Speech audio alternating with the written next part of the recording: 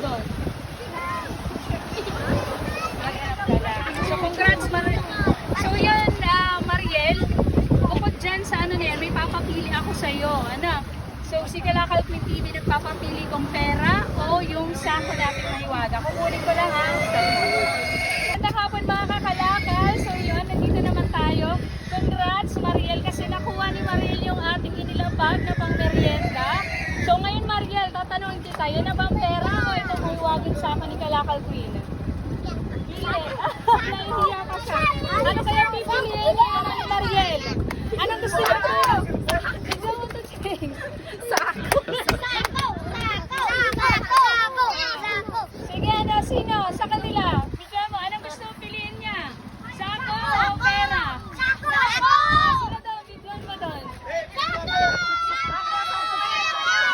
Pera daw doon. Bigyan mo yun. Yan. Sako, pera daw, pera.